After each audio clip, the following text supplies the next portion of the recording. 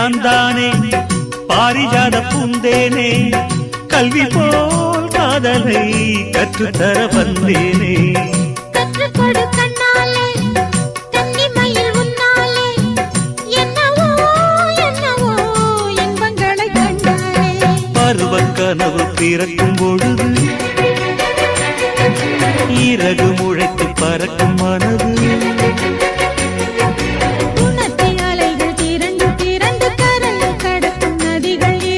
இமைதானே கண்ணை சேர்ந்தது